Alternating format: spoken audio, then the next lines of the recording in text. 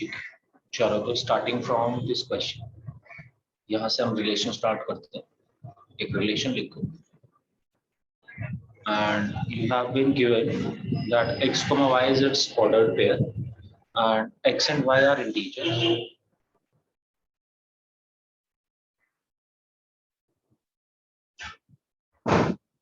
and xy is equals to 4.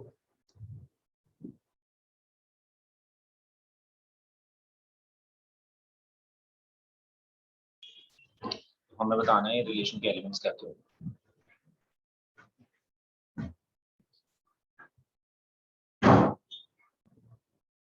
Relation है हमारा कोई x comma y का, x और y इंटीजर्स हो सकते हैं and xy is equals to 4 होना चाहिए।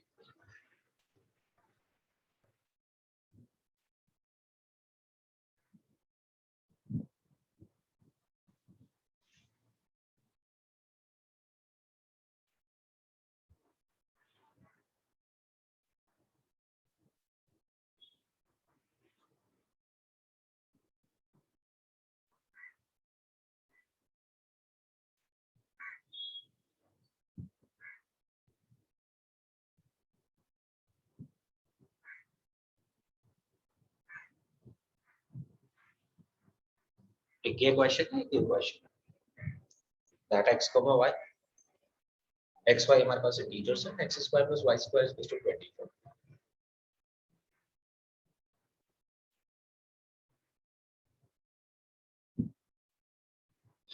we have to identify कौन कौन से एलिमेंट्स रिलेशन के अंदर आते हैं।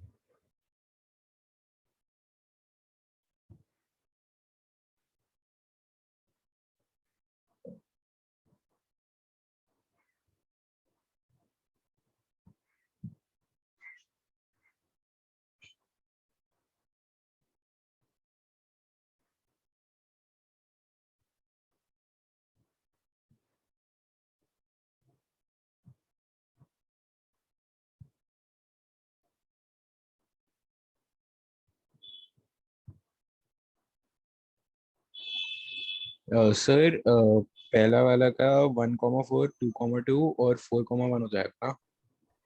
ठीक है, करेक्ट है। Okay sir. और कुछ नहीं होगा?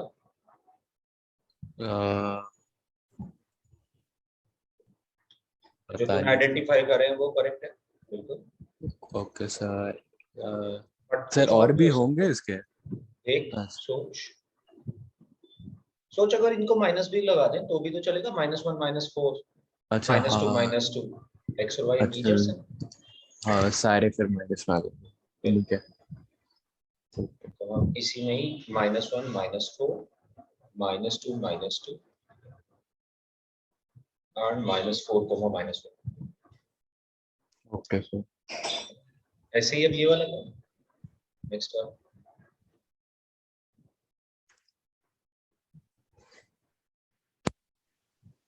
x y का यहाँ पे भी है ऑर्डर्ड पेयर। x y दोनों इंटीजर्स हो सकते हैं and x square plus y square की वैल्यू 25 होनी चाहिए। Okay sir.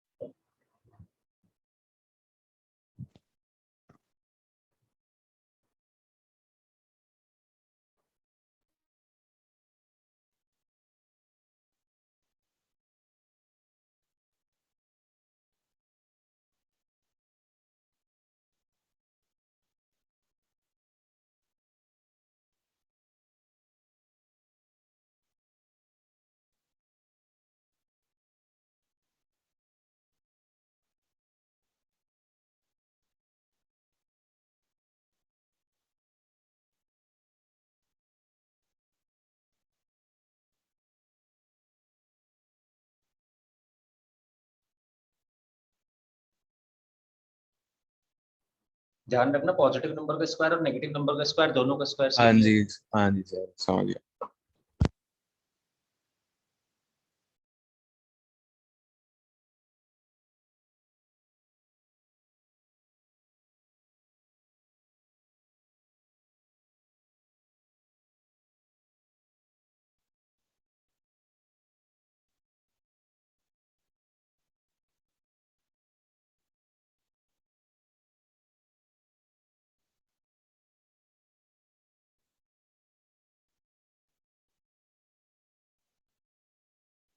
सर इसका हो जाएगा -3, -4, 3, 4, 4, 3 एंड -4, फिर से बोल। सर 3, 4, -3, -3, -4, 4, 3 और -4, -3।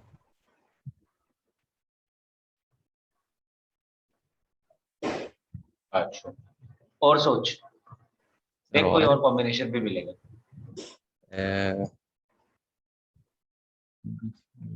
अच्छा, 3, -4 सेटिस्फाई नहीं करेगा इसको, ऐसे सोच। अच्छा हाँ, वो भी तो पॉजिटिव ही हो जाएगा फिर। भाई इस दोनों नेगेटिव को ऐसा इस बार होना जरूरी थोड़ा है, पिछली बार इसलिए इंपॉर्टेंट था क्योंकि प्रोडक्ट पॉजिटिव थी अब। स्क्वायर नहीं था हाँ।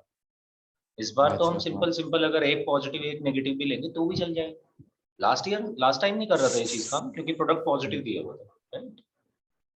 यस सर, तो -3, -4, और 4, -3 और -4, 3। बिल्कुल। तो ओके। इसी दो के मतलब बेसिकली एक 3, 4 वाले कॉम्बिनेशन की चार पेयर बन जाएंगे, क्योंकि हाँ नेगेटिव पॉजिटिव दो चॉइस है इसके पास। तो 3 पॉजिटिव रखो, 4 को नेगेटिव पॉजिटिव दोनों रख सकते हो। फिर हाँ जी 3 सर। को नेगेटिव रखो, तो 4 को नेगेटिव पॉजिटिव दोनों रख सकते हो। यस। सिमिलरली 4 रखेंगे अगर इसकी वैल्यू, तो 4 पॉजिटिव रखो या 4 के साथ नेगेटिव -3 दो, या -4 के साथ नेगेटिव दो, -4 के साथ पॉजिटिव। तो टोटल ठीक है 8 सर। आंसर हो जाने चाहिए। इस तरीके से फंसाया जा सकता है क्वेश्चन में, बस ये ध्यान रखना। तो मैंने कहा था उस दिन भी कि रिलेशन के क्वेश्चन में है तो बहुत इजी ना। हाँ जी। बस हम इधर ही फंस सकते हैं कि हम उस रूल को सही से सॉल्व कर पाए या नहीं कर पाए, जो भी ओके रूल सर। दिया हो। अच्छा चल, सेकंड वाले क्वेश्चन में डोमेन और रेंज भी लिखते हैं, बता दे मुझको डोमेन क्या है यस इसकी। सर। और कोडोमेन भी बताना, अगर मैं पूछता हूँ कोडोमेन क्या है तो वो भी बता। क्या ओके बताएगा कोडोमेन? सर, कोडोमेन तो 3, 4, -3, -4। फिर से सोच। कोडोमेन कोडोमेन क्या होता है? सर जितने एक सेकंड, चेक दूसरे कर ले। सेट के सारे वो होते हैं। जो आंसर्स आ सकते हैं, हाँ, all possible answers. All possible answers, क्या क्या पॉसिबल आंसर्स आ सकते थे इसमें? जो रिटर्न है। वो तो रेंज हो गई, वो तो आ गई आंसर। अच्छा। वो तो आए हुए हैं, वो तो हमें दिख ही रहा है कि वो तो आए हुए हैं, बट क्या क्या हाँ। आ सकते थे? हम्म। इंटीजर्स, जिसने बोला ना स्टार्टिंग में एक्स और वाई इंटीजर्स हो सकते हैं, तो हाँ। सारे इंटीजर आंसर में आ सकते थे। अब वो अलग बात है कि हमारी कंडीशन के अकॉर्डिंग आंसर में जो आ पाए वो क्या ओ, है। तो कोडोमेन सीधा जेड लिख देंगे सारे जेड इंटीजर। लिख देंगे, बिल्कुल। अच्छा। तो यही एक इसका एग्जांपल था कि आपको इस तरीके से भी पूछ सकते हैं। कोडोमेन होता है जो कंडीशन दी गई है इनिशियल, कि भाई सारे इंटीजर्स आंसर में आ सकते हैं, सारे इंटीजर आंसर में आ सकते हैं, तो यानी कि सारे इंटीजर्स कोडोमेन हो गए। यस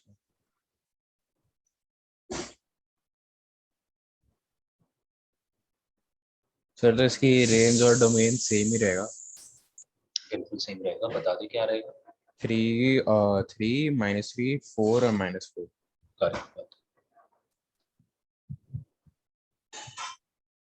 नेक्स्ट वाले पर। सो ये लास्ट क्वेश्चन है हमारे रिलेशंस का, फिर हम मूव फॉरवर्ड कर जाएंगे फंक्शंस की तरफ। ओके।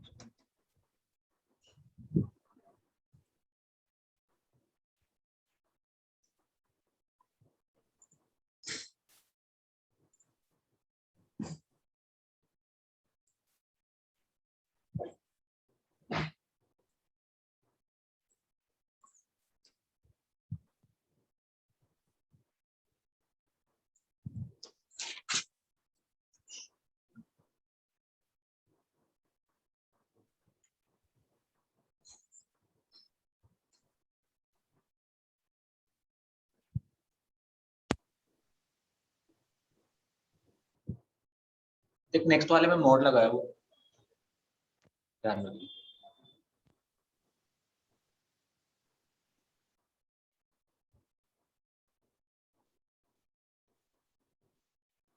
अच्छा, नेक्स्ट वाले क्वेश्चन को बिना करे सबसे पहले तो कोडोमेन बता दे, इसका क्या हो सकता है। सर इसका कोड में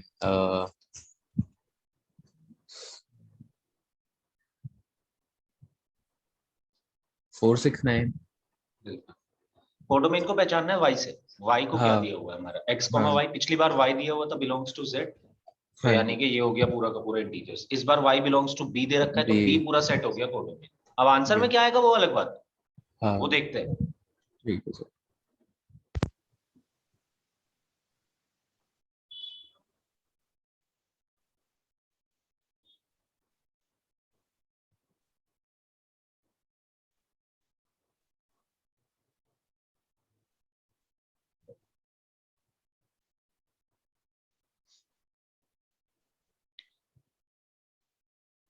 तो x को पकड़ ले पहले, कोई भी वन। हाँ सर, तो एक्स तो लाइक तो 1,4 और 1,6 हो जाएगा इसका, ठीक है, 1 के साथ, और 2 का हो जाएगा 2,9। 2,9। अब यहाँ से पैटर्न पकड़ ले। हाँ वही, फिर 3 के साथ 3,4, 3,6 और 5,9। ऑड और इवन का होना चाहिए पेयर, ये हाँ समझ। तो 1 है तो 1,4 1,6। 2 आया तो 2 का ऑड के साथ 9। फिर 3 आया तो 3 का फिर से इवन के साथ ठीक है। 3,4 3,6। फिर 5 आया फिर से ऑड है, तो फिर इवन पकड़ ले इधर से 5,4 5,6। यस क्या है डोमेन? सर, डोमेन इसका है 1, 2, 3 और 5, रेंज क्या है? और रेंज 469। देख इस बार रेंज और कोडोमेन दोनों बराबर आ रहे हैं। हाँ जी सर, सारे आ गए। सारे के सारे एलिमेंट जितने आंसर आ सकते थे आ गए। हाँ जी।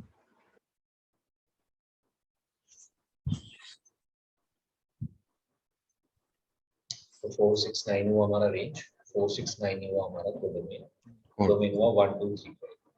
हाँ, So did you yes get relations now? क्या करना है रिलेशंस में? Yes sir. कुछ क्वेश्चंस करें सॉल्व। Yes sir. अभी पूरी एनसीईआरटी की एक्सरसाइज खत्म कर सकते हैं रिलेशंस वाली और हाँ पार्टिसिपेट्स सर, वाली। वो कर लिए थे आपने, पिछली क्लास में पूरा तो कर लिया था मैंने। एनसीईआरटी इजी पड़ेगी वैसे तो, कोई ना हाँ कोई बुक भी तेरे को एक्स्ट्रा मुझे लगता है लगा लेनी चाहिए, क्योंकि तेरा हाँ सर, नोट्स आ रहा ठीक है। है, उससे भी कर दूंगा। ठीक, ओके चलिए जी, आगे बढ़ते हैं। आरएस में ना 11th की आरएस में थोड़ा पार्ट 12th वाला भी दिया होगा रिलेशंस में, वो करने की अच्छा। जरूरत नहीं है अभी। वो ओके 12th सर। में आएगा हमारे पास, types of relation. Okay sir. By the way मैं तेरे को 3 टाइप्स ऑफ रिलेशन बताना चाहता हूँ, बहुत सिंपल है।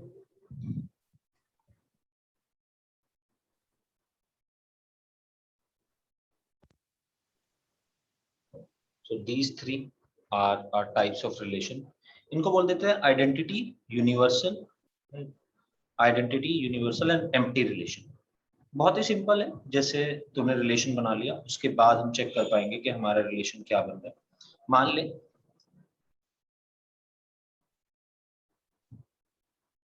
कि पहले केस में एम्प्टी रिलेशन, जिस रिलेशन का कोई आंसर ना है वो एम्प्टी रिलेशन बोला जाता है। Fine, okay sir. जैसे कि कल हमने एक एग्जांपल लिया था, मैं एग्जांपल से तेरे को ये सारी चीजें समझा देता हूँ। सर तो ये एम्प्टी वही सेट ही तो हो गया जैसे पहले सेट चैप्टर में था। बिल्कुल एम्प्टी सेट, रिलेशन भी तो एक सेट ही है, बस सेट है हाँ ऑर्डर्ड पेयर्स का। हाँ जी। जो अपना नॉर्मल सेट होता है वो एक एक एलिमेंट वाला होता है, जो रिलेशन वाला सेट होता है वो ऑर्डर्ड पेयर वाला होता है। यस।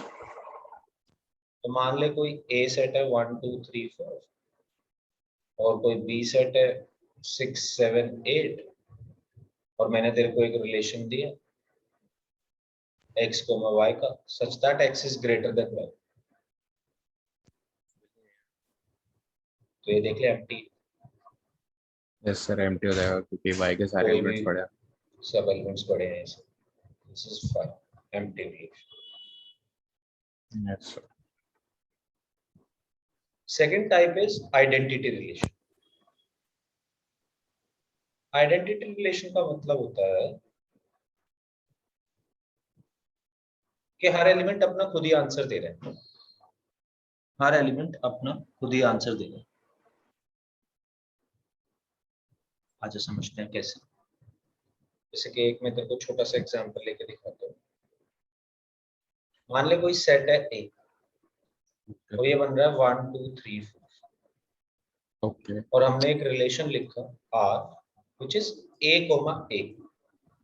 या चल ऐसे लिख के दिखा देता हूँ और ज्यादा बेहतर तरीके से समझ आएगा। ऑल्दो यही सिर्फ आइडेंटिटी रिलेशन नहीं है, ऐसा नहीं है कि यही identity relation.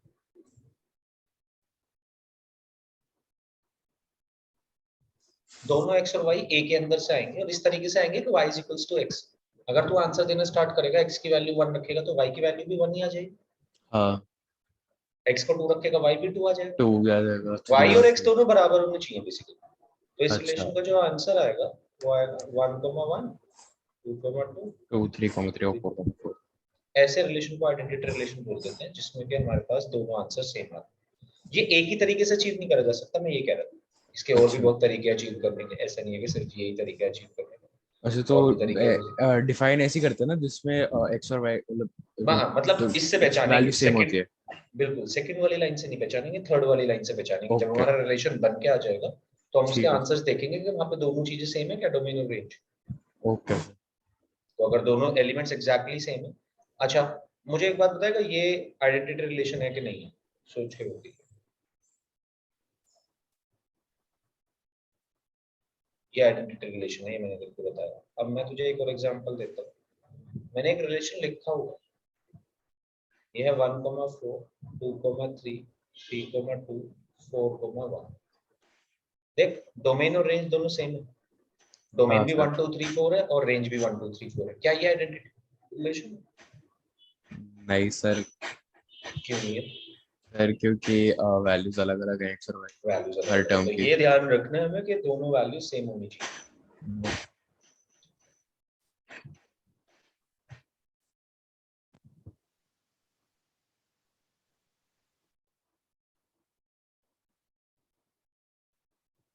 Now third type is universal relation। जब इसको लिख लेगा तो आता यस सर पर मैं लिखता। है।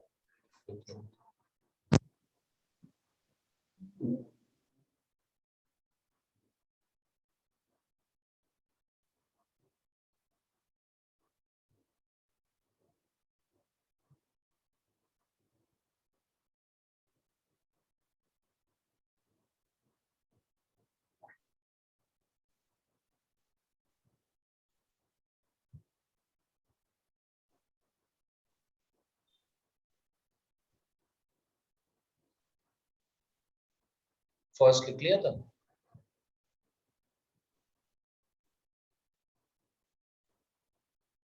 यस सर फर्स्ट लिख लिया था।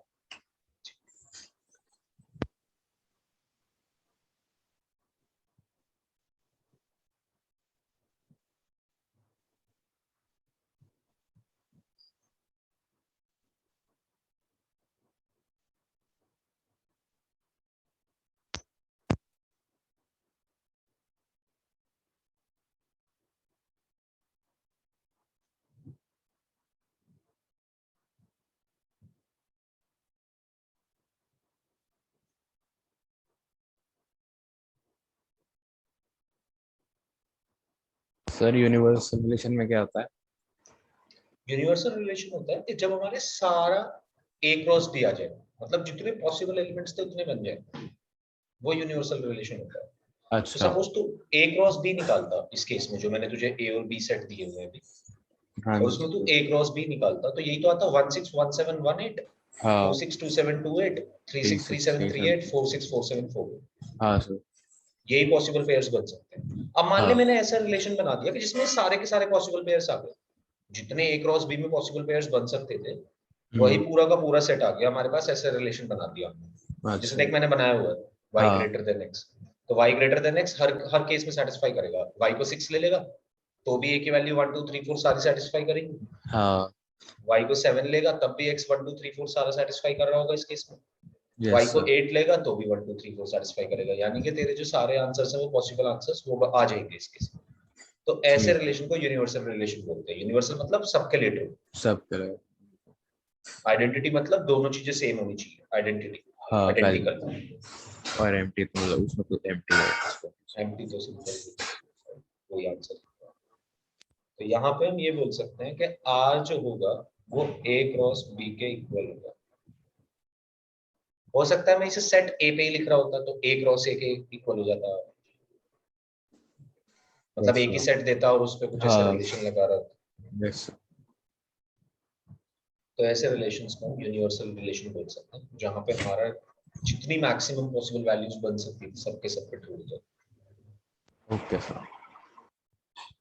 तो वैसे ये एज सच कोई बहुत इंपॉर्टेंट नहीं है, मतलब बट फिर भी मैंने दिल को इसलिए बता दिया कि कभी कभार 1 मार्क्स के क्वेश्चन में हमसे ऐसा होता है कि कोई रिलेशन देकर पूछ लेता है कि बताओ ये आइडेंटिटी है या यूनिवर्सल है या फिर एंटिटी है, तो इसी हिसाब से हम इसका आंसर दे सकते अच्छा ओके सर, ठीक, समझ गया। हैं।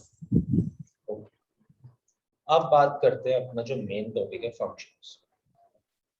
रिलेशन तो काफी इजी था, आराम से हो यस जाता है, यस सर। तो बच्चे वाला काम कराते रहते हैं हमसे, बस थोड़ा बहुत ही हमें घुमाएंगे कहीं कहीं, तो जहाँ पे घुमाएंगे वहां पे अपन पकड़ लेंगे इनकी बात को कि नहीं ये तो गड़बड़ है, रुक जाओ जरा। अब मेन बात आती है फंक्शंस की। फंक्शंस में काफी स्कोप है, काफी अच्छे अच्छे क्वेश्चंस भी बन सकते हैं। Can I run this? Yes sir, कर लिया ना।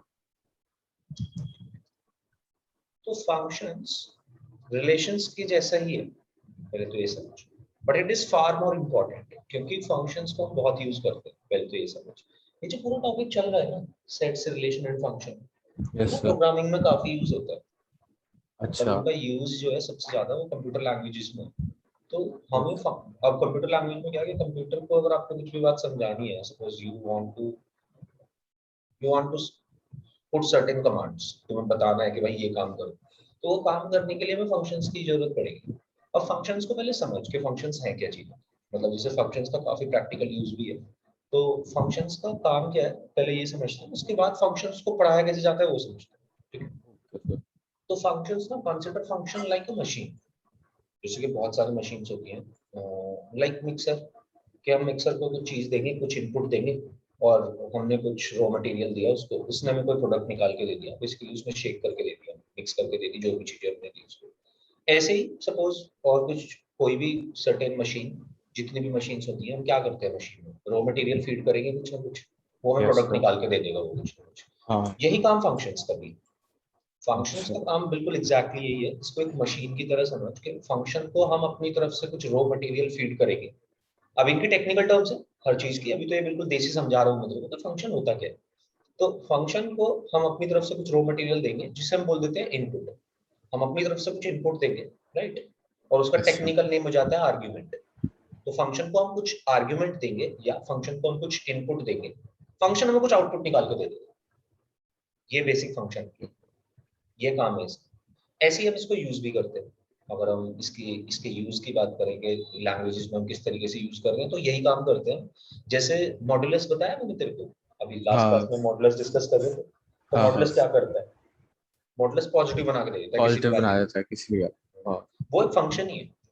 अच्छा। उसका काम ये है, जब भी मैं बोलूंगा कि मैं मॉड्यूलस लगा रहा हूँ, तो उसका काम ये है कि वो वैल्यू को पॉजिटिव एब्सोल्यूट वैल्यू देगा, पॉजिटिव वैल्यू दे देगा। यस वो सर। कभी भी साइन से उसे कोई मतलब नहीं है, वो न्यूमेरिकल वैल्यू पे फोकस करता है। ओके। तो that is a kind of certain function, मतलब बहुत सारे फंक्शंस हैं ऐसे, बट वो एक टाइप है, राइट। यस काफी सर। यूज होता है मॉडुलस फंक्शन हमारा लैंग्वेज में, प्रोग्रामिंग लैंग्वेज। ओके, अच्छा। तो उसको हम एब्सोल्यूट फंक्शन बोलते हैं, एब्सोल्यूट वैल्यू फंक्शन। इसी तरीके से बहुत सारे फंक्शंस हैं, कुछ तो पढ़ भी चुके हो तुम, तुम्हें बस पता नहीं, like polynomials. Polynomials are also certain kind of functions, कि वो क्या करते हैं, कोई इक्वेशन देंगे, उस रूल के अंतर्गत, उस रूल के तहत वो तुम्हें वैल्यू दे देंगे। जैसे कि तुमने लिखा सपोज पॉलिनोमियल्स को नाम दे दिया करते थे, अगर याद हो तो। अभी लिख मत कुछ, सिर्फ समझ मेरे साथ, हाँ जब यस सर। समझेगा तभी ये चीज बेहतर तरीके से समझ आएगी क्या कर रहा है। तो like p x equals to x square plus two, इसको हम बोला करते थे क्वाड्रेटिक पॉलिनोमियल है, राइट। हाँ क्योंकि पॉलिनोमियल्स में इसकी हमने इस तरीके की चीजें पढ़ी थी। और यस सर। पॉलिनोमियल्स में हम कुछ नाम दे देते हैं पॉलिनोमियल को, तो हमने नाम दे दिया पी, एक। ये हाँ। अंदर लिखा हुआ है इसका वेरिएबल, तो इसका एक्स। पूरा कंप्लीट नाम हो गया पी एक्स। Yes sir. और ये एक क्वाड्रेटिक पॉलिनोमियल। अब फंक्शन इसे किस तरीके से रीड करता है, फंक्शन ये कह रहा है कि भाई देखो यहाँ पे आपने एक इनपुट है आपके पास x, और आउटपुट है px। आप इनपुट को कोई वैल्यू दो, आपने दिया x को 1, तो आउटपुट निकल के आ जाएगा 3। आपने हाँ। x को, आपने इनपुट दिया 2, तो आउटपुट निकल के आ जाएगा 6, सिक्स। राइट। ये फंक्शन है, एक बेसिक फंक्शन है बहुत। ओके इसी तरीके से बहुत सारे टाइप्स के फंक्शन होंगे, हम देखेंगे भी। अभी कुछ फंक्शंस तो हम तुम्हें पढ़ाएंगे कि ये देखो ये बेसिक फंक्शंस है, ये सब यूज कर रहे होंगे आप, उनकी प्रॉपर्टीज भी बताएंगे। But starting from very basic, तो हम शुरू कर रहे हैं पॉलिनोमियल से। इसके बारे में मैं तुमको बात बता देता हूँ। Now this what this function does is, function की स्टार्टिंग में ये सब एक सेकंड मेरे पास पढ़ सेव।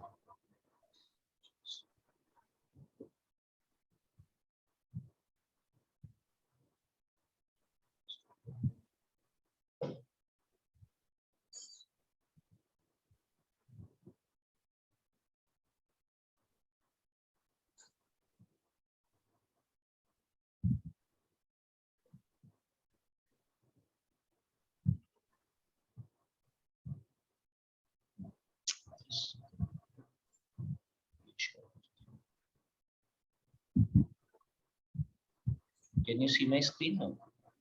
Yes sir. तो ये देखो ये फंक्शन, फॉर एग्जांपल हम बिल्कुल स्टार्टिंग से स्टार्ट करते हैं, मैं आपको इसके बारे में कुछ और बातें भी बताना चाहता हूँ। तो फॉर एग्जांपल हमारे पास ये फंक्शन है f(x = 3x + 2)। तो ये क्या बता रहे हैं, सबसे पहले तो ये बात करते हैं। तो देखो फंक्शन का नाम हुआ f, the function f is a function of x।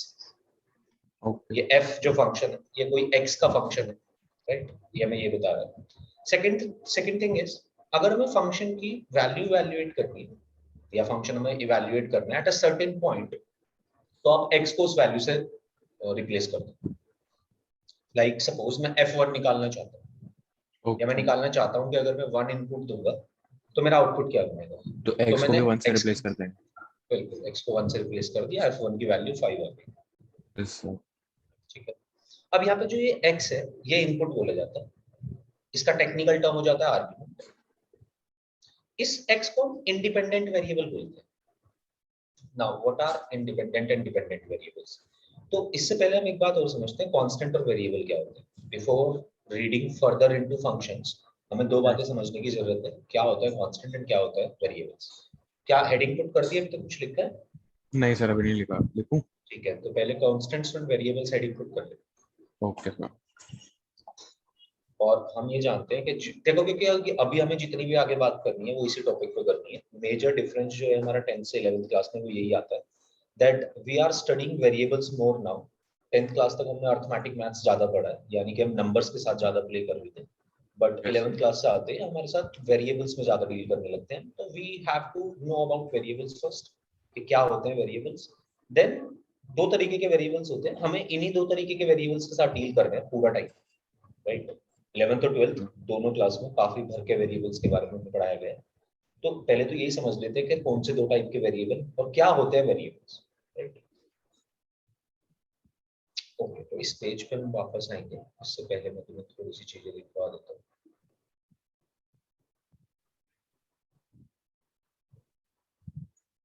ठीक है, तो लिखिए जरा कांस्टेंट्स एंड वेरिएबल्स। कांस्टेंट्स क्या है? Whole numbers. नहीं, अच्छा नहीं। कांस्टेंट्स ऐसी चीजें हैं जो अपनी वैल्यू चेंज नहीं करेंगी, not just whole numbers. Whole number are a part of constants. अच्छा ओके। बट अगर हम ओवरऑल कांस्टेंट्स की बात करें तो कांस्टेंट्स का क्या मतलब है? कांस्टेंट्स का मतलब तो ये है कि जो अपनी वैल्यू किसी भी सर्टेन इक्वेशन के लिए या किसी भी सर्टेन ऑपरेशन के लिए उनकी वैल्यूज चेंज नहीं होगी। So these are unaltered. These are unaltered values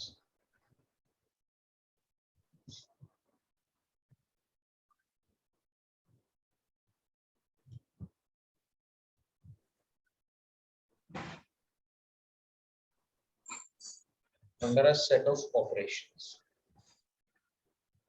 तब अगर आप कुछ ऑपरेशन कर रहे हो और चार बेसिक मैथमेटिकल ऑपरेशन होते हैं, addition, subtraction, multiplication and division, yes sir. तो उस केस में ये हमारी वैल्यूज अनऑल्टर्ड रहेंगी, इनकी वैल्यूज कभी चेंज नहीं होगी।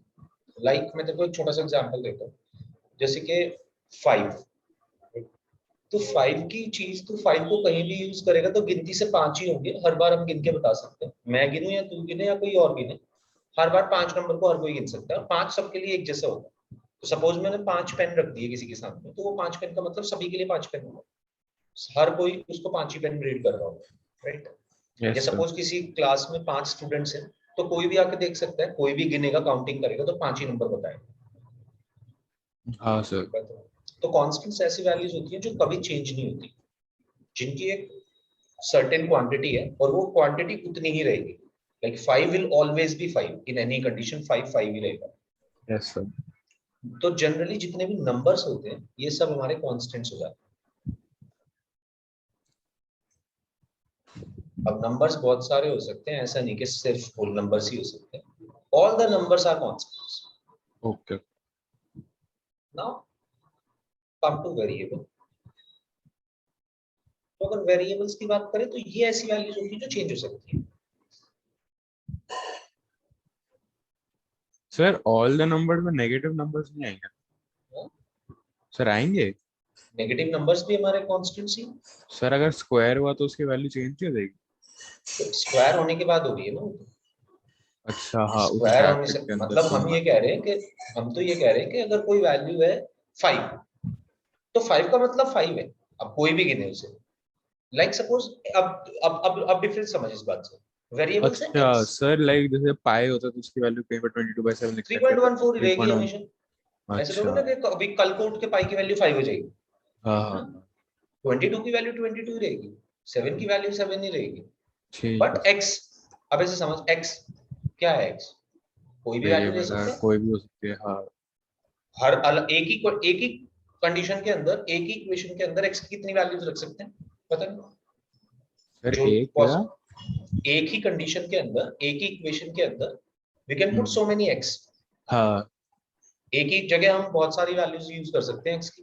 कोई हाँ बाउंड नहीं है कि हाँ भाई x की यही वैल्यू है, 5 ही है या 4 ही है। नहीं, कुछ भी ले सकते हैं x वैल्यू। Yes sir. तो वेरिएबल्स ऐसी चीज जो सिचुएशन टू सिचुएशन वेरी कर सकती है, can take more than one value.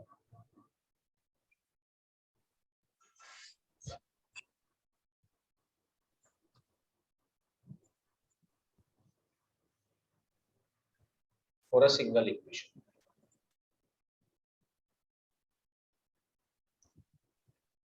अब एक एग्जांपल दिखाता हूँ। तूने 10th क्लास में linear equation in two variables पढ़ा है? Yes sir. ये कोई general linear equation in two variable.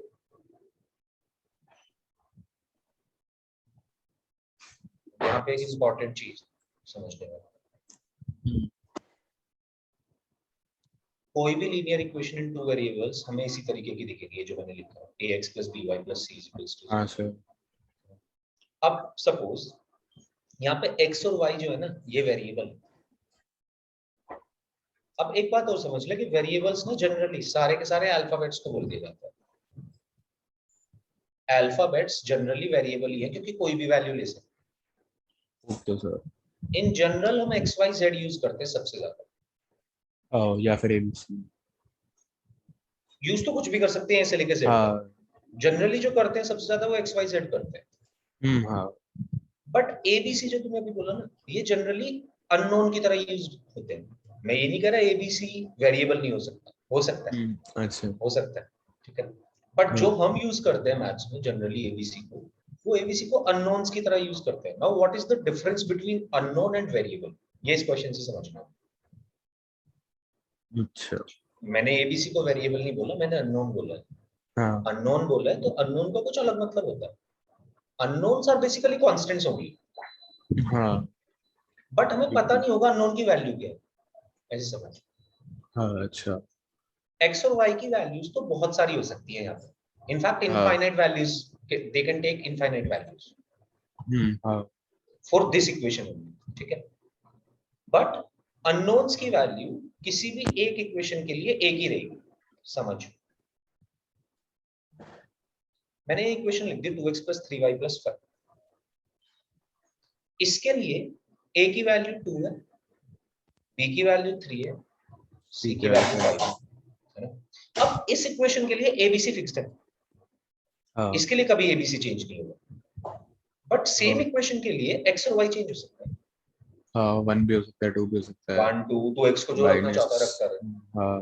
फिर y भी आता रहेगा ऐसी कुछ, या y को जो चाहना है वो रख ले, x आता रहेगा कुछ। हाँ This is the basic difference between unknowns and variables. For a same equation, for a single equation, unknowns will be fixed. But for the same equation or for a single equation, variables can take so many values. Okay. समझा difference between unknowns and variables? हाँ जी. लिख लो here A, B and C are unknowns. Bracket में लिख लिया constants होंगे, वो constants ही हैं. और अननोन की फिर इसके बाद अलग से डेफिनेशन लिख लो. That what are unknowns?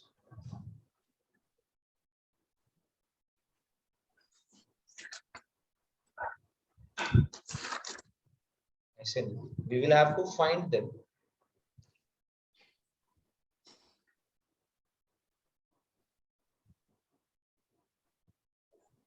For an equation, but they won't change for a single equation.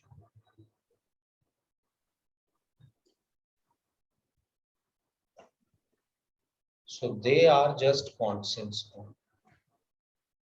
So constancy.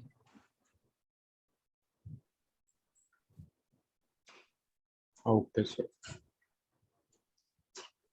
जैसे लिख ले सारा, मैं तो बता दूं. हाँ जी सर, लिख लिया. ठीक है. अब वेरिएबल्स के दो टाइप्स होते हैं.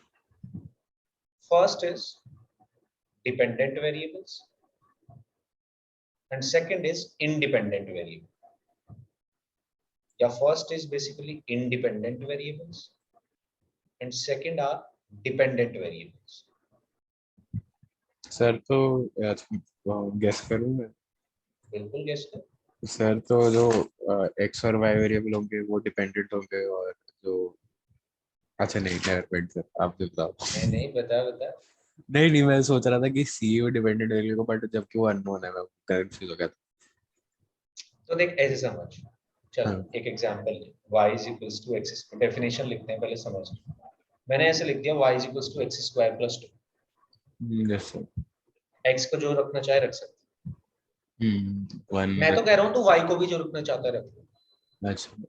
मैं तो ये कह रहा हूँ, बट तेरे पास चॉइस नहीं होगी. हाँ इक्वल नहीं आएगा. जैसे नहीं इक्वल नहीं. जैसे मैं सपोज मैं चाहता हूँ y को -2 ला दे.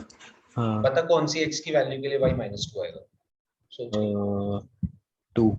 नहीं नहीं क्या नहीं आएगा क्यों नहीं आएगा?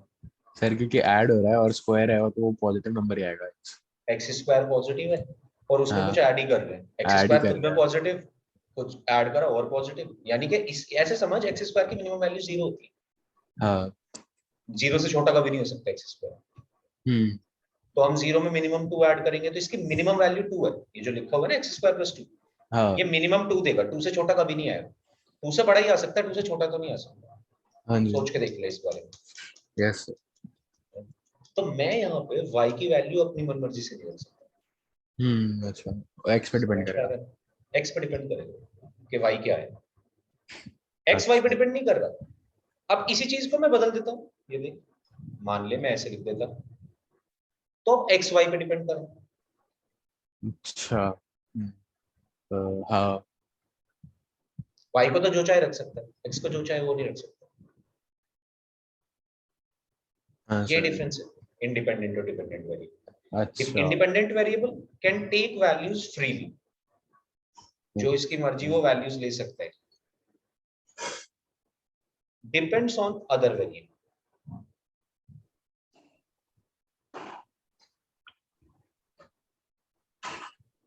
वैसे तो ये तो था तेरे लिए फंडामेंटली इनका मीनिंग समझना कि क्या होते हैं ये. बट इन जनरल जो हमारी प्रैक्टिस होगी, जितनी भी हम मैथ्स में चीजें कर रहे होंगे, वहां पे इंडिपेंडेंट वेरिएबल जनरली x को ही लिया जाएगा और डिपेंडेंट वेरिएबल जनरली y को ही लिया जाएगा. ठीक है सर. बट अगर तेरे को ये समझना है, तेरे को किसी को बताना है, तो तू ऐसे समझा सकता है कि ये देख सकते हो आप एग्जांपल. इस एग्जांपल में x कुछ भी ले सकता है, y सब कुछ नहीं ले सकता. ठीक है सर. हम जनरली इंडिपेंडेंट वेरिएबल हमेशा x को लेंगे, जनरली डिपेंडेंट वेरिएबल हमेशा y को लेंगे. एक डेफिनेशन तो ये हुई, ये तो समझने का तरीका था. अब मैं एक Yes. और बात बताता हूँ इसके साथ, ये शॉर्टकट है, ठीक है। जैसे जैसे हमें कोई भी चीज दी हुई है, सपोज कोई फंक्शन लिखा हुआ है, कोई चीज लिखी हुई है, ये फंक्शन ही है, ये सब फंक्शन की बात कर रहे हैं, आगे चल के समझ जाएगा तू। बट मान ले कुछ ऐसे लिखा हुआ है y = x²+2, तो जो फंक्शन एक साइड जिस दूसरे की फॉर्म में दिया हुआ है ना, तो जैसे यहाँ पे y = x² + 2 दिया हुआ है, यानी कि y की वैल्यू दी गई है x के टर्म्स में, राइट। हाँ तो y हमारा डिपेंडेंट वेरिएबल हो गया, x हमारा इंडिपेंडेंट वेरिएबल हो गया, जिसकी वैल्यू हम, जिसका एक्सप्रेशन दिया हुआ है, पूरा एक्सप्रेशन है x²+2, वो तो होता है जनरली इंडिपेंडेंट वेरिएबल। और जिसका एक्सप्रेशन नहीं दिया हुआ, जिसको इक्वल्स टू करके किसी चीज के एक्सप्रेशन के बराबर रखा गया है, वो जनरली होता है डिपेंडेंट वेरिएबल, ऐसे भी समझ सकता है। yes sir. जैसे मैं इसका एक और एग्जांपल देता हूँ,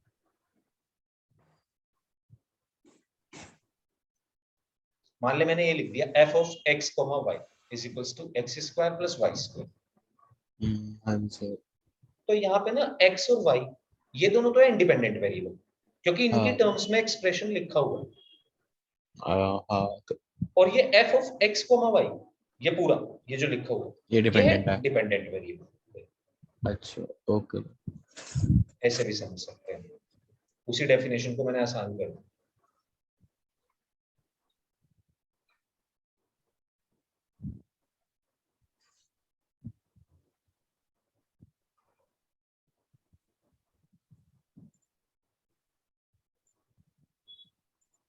नोट कर सकते हैं चीज।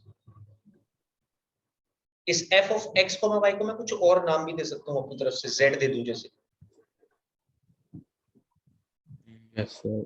मतलब वो हमारी मर्जी है, देना कुछ चाहे भी दे दे सकते सकते हैं। हैं, हाँ ना देना चाहे ना दे, बट जनरली हम देंगे आगे चलते हुए। अच्छा आप देंगे, ओके। कैसे देंगे, ये मैं बताऊंगा। ओके चलिए जी, जैसे लिख ले इसको मुझे बता दो। yes sir लिख लिया। ठीक है, तो अब इसे लिख लो, अब फंक्शंस की डेफिनेशन नोट कर सकते हैं।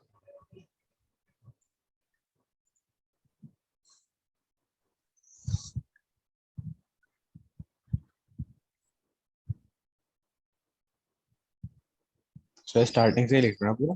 बिल्कुल, फंक्शंस की अभी मैंने बिल्कुल एग्जैक्ट डेफिनेशन नहीं नोट कराई है तेरे को, ये तो मैं फंक्शन का इंट्रोडक्शन ही दे रहा हूँ यहाँ पे। चलो,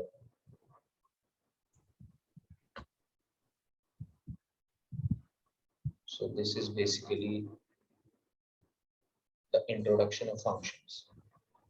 f(x) = 3x + 2, मैंने एक जनरल बेसिक फंक्शन लिख के दिखाया है। पहले तो ये समझाया कि क्या इसका मतलब है, कैसे आप इससे आप क्या समझ रहे हो, पहली 2 lines were all about this, क्या समझ रहे हो, क्या कर सकते हो। yes sir. तो आप ये कर सकते हो कि आप इनपुट देके क्या आउटपुट निकल रहा है ये देख सकते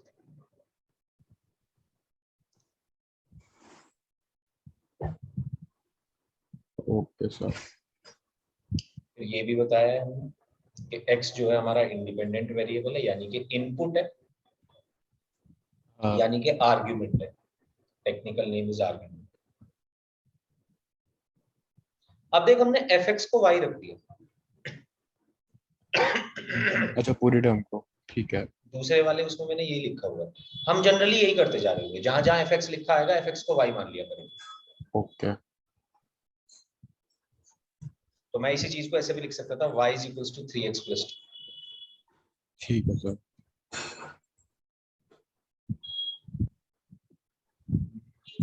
ये डिपेंडेंट वेरिएबल है हमारा, ये आउटपुट है। आउटपुट का टेक्निकल नेम हो जाता है value, value of the function output at वही गिवन हो ना आर्ग्यूमेंट, जब वैल्यूज पुट करके हमारा आंसर आ गया। आंसर आएगा। ठीक है सर। फिर मैंने एक एग्जांपल कराया, देखो।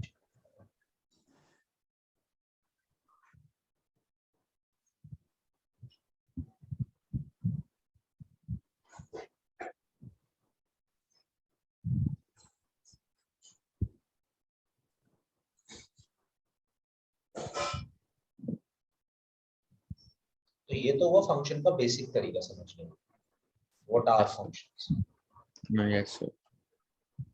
जब खत्म हो जाए तब बताइए, फिर हम आगे यस सर कर लो। कर लें, ठीक है। हाँ सर। यस सर कर लिया। देख, मैंने इस सेकंड क्वेश्चन का सॉल्यूशन भी लिखा हुआ है, तूने ये भी नोट करा था। अच्छा सेकंड मेरे को दिख नहीं रहा था, अब दिख रहा मैंने एक क्वेश्चन लिखा है, फंक्शन इज डिफाइंड एज, है। हाँ हाँ नीचे दिख गया, अब दिख फंक्शन को डिफाइन कर हमने f(x = x² - 3x). पहले में हम कह रहे हैं वैल्यू निकालो फंक्शन की, f2 निकालो। गया। हाँ तो सर ये मैंने काम भी तो हम 9/10 में भी फर्स्ट ही करके करा आए था। हैं, f2 वाला तो इजी, f2 रखा हमने, वैल्यू निकाली।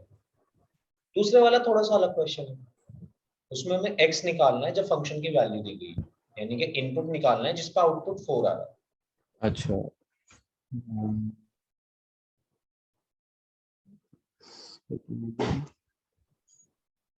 और एफ एक्स की वैल्यू ऊपर से x² - 3x ले लेंगे तो 4 को, अच्छा तो ठीक। 4 को इक्वेट कर देंगे x² - 3x से, फिर ये क्वाड्रेटिक बन जाएगी। ऊपर देखिए यहाँ पे मैंने इसका सॉल्यूशन लिखा हुआ है। Yes sir.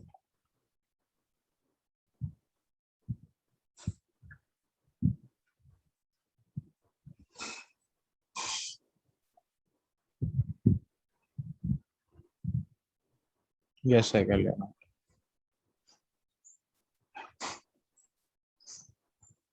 अब ये तो हुई समझने वाली बात फंक्शन।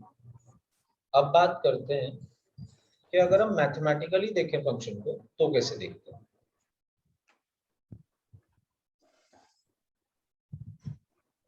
तो फंक्शन और रिलेशन दोनों यही काम करते हैं। रिलेशन क्या काम करता था, एक सेट को दूसरे सेट से रिलेट करता था।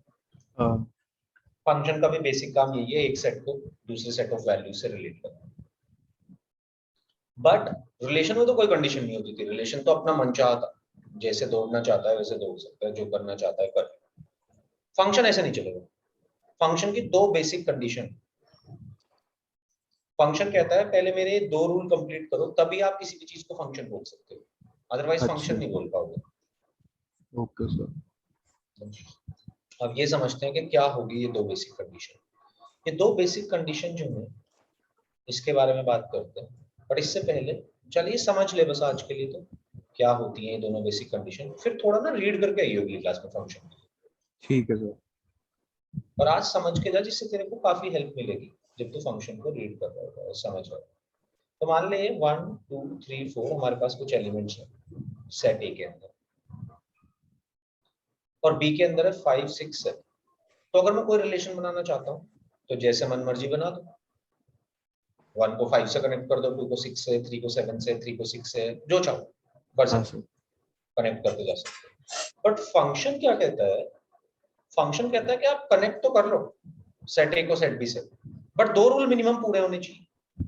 पहला रूल, फर्स्ट रूल इज कि ये जो सेट ऑफ इनपुट्स है, ए वाला पूरा सेट जो है 1 2 3 4 वाला, यस सर। ये कभी भी आपका खाली नहीं रहना चाहिए। खाली रहने से अच्छा मतलब कि 1 पे भी कोई ना कोई आउटपुट आना चाहिए, 2 पे भी कोई ना कोई आउटपुट आना चाहिए, 3 पे भी कोई ना कोई आउटपुट आना चाहिए, 4 पे भी कोई ना कोई आउटपुट आना चाहिए। अच्छा हर ओके। इनपुट का आउटपुट होना चाहिए। ऐसा कोई भी एलिमेंट ना हो इनपुट के अंदर कि जिसका आउटपुट ही नहीं आता। ठीक है सर। दूसरी कंडीशन, एक इनपुट का एक ही आउटपुट होना चाहिए। अच्छा ऐसा नहीं होना चाहिए कि एक इनपुट के दो आउटपुट हो गए, लाइक 1 5 से भी कनेक्ट कर दिया और 1 6 से भी कनेक्ट कर दिया, नहीं तो फंक्शन नहीं। ओके। अब इसको ऐसे समझ, अभी मैंने तेरे को फंक्शन दिखाया था थोड़ी देर पहले, x² + 2 दिखाया था, या अभी हमने f(x = 3x + 2 देखा था। बहुत सारे फंक्शंस अभी हम देख, दो तीन फंक्शन हम देख के आए थे, हमने लिखे यस हुए थे सर। ऐसी फंक्शन। तो फंक्शन का एक काम तो है एक सेट के एलिमेंट्स को दूसरे सेट के एलिमेंट्स से कनेक्ट करना, यस सर। बट एक दूसरा काम भी है। और वो काम क्या है, वो ये काम है कि ये एक वेरिएबल को दूसरे वेरिएबल से भी कनेक्ट करता है। जो जनरली इसकी एप्लीकेशन हम देखेंगे आगे आगे, या जितनी भी हम एप्लीकेशन करते हैं फंक्शन की, उसमें कनेक्ट काम ये यही करता है, एक वेरिएबल को दूसरे वेरिएबल से कनेक्ट कर रहा है, एक्स को वाई से कनेक्ट कर रहा है बेसिकली। ठीक है, यस सर। ओके। तो एक काम तो हुआ एक सेट के एलिमेंट को दूसरे सेट के एलिमेंट से कनेक्ट करना, दूसरा काम हुआ एक वेरिएबल को दूसरे वेरिएबल से कनेक्ट करना। तो हमने जो दो कंडीशन बनाई है, एक कंडीशन कि कोई भी इनपुट का एलिमेंट खाली नहीं होना चाहिए, दूसरी कंडीशन कि एक इनपुट का एक ही आउटपुट आना चाहिए। ये क्यों बनाई गई है ये भी मैं तेरे को बता देता हूँ। ये ओके इसलिए सर। बनाई गई है क्योंकि पहली कंडीशन कहती है कि कोई भी इनपुट खाली ना हो, मतलब कोई भी इनपुट का एलिमेंट ऐसा ना हो जिसका आउटपुट ही ना रहा हो। इस बात को थोड़ा फिजिकली समझते हैं। सपोज मेरे पास ये fx = x² + 2 लिखा हुआ है, मैंने x को वैल्यू दी 1, x को वैल्यू दी 1 तो कोई ना कोई आंसर आएगा ना, हाँ सर। मतलब जो भी आएगा तो हाँ दोनों केस में ही आएगा। आएगा, हाँ जी। राइट। यही फंक्शन कह रहा है। फंक्शन कह रहा है यार आप, मेरा असली काम जो है वो तो मेरा काम है एक वेरिएबल को दूसरे वेरिएबल से कनेक्ट करना। तो अगर आप कोई हाँ, इक्वेशन लिखते हो तो क्या कभी ऐसा होता है कि एक इनपुट पे आउटपुट ना है? ऐसा तो नहीं होता कभी भी। आप कुछ वैल्यू दोगे एक्स को, कुछ ना कुछ आंसर आएगा कुछ जरूर। ना कुछ आएगा। हाँ।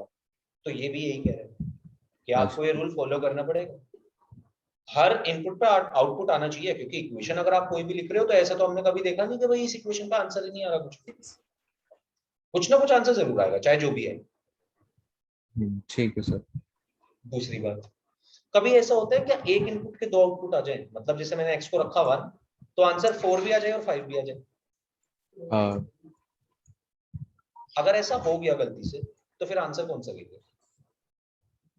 हो होगा ही नहीं। गई नहीं। हाँ। अगर हो जाता तो फिर तो हम यही कंफ्यूजन में सबसे पहले तो क्या आंसर कौन सा है? और हाँ, ना हमने कभी देखा, अगर तू ध्यान अच्छा। दे तो हमने ऐसा तो देखा है कि दो इनपुट पे एक आउटपुट आ जाए।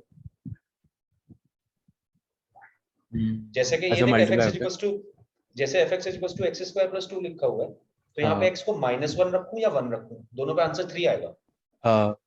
ये चलेगा, ठीक है इसमें सर। कोई दिक्कत नहीं। दो इनपुट पे एक आउटपुट आना कोई प्रॉब्लम नहीं है, बट एक इनपुट पे दो आउटपुट दो आना आउटपुट प्रॉब्लम है। Okay sir. क्योंकि उस केस में हम आंसर ही नहीं समझ पाएंगे कौन सा, हमारी कंडीशन ठीक ही है। वैलिड नहीं होगी। तो ठीक है इसलिए सर। ये दो कंडीशन बनाई गई है फंक्शन की, ठीक है। Okay sir. अब इसके बारे में थोड़ा पढ़ के ये नेक्स्ट क्लास में, हम नेक्स्ट क्लास से फंक्शन स्टार्ट करेंगे और फंक्शंस में डोमेन और रेंज भी निकालना सीखेंगे। ठीक है। ठीक है। Thank you. बाय।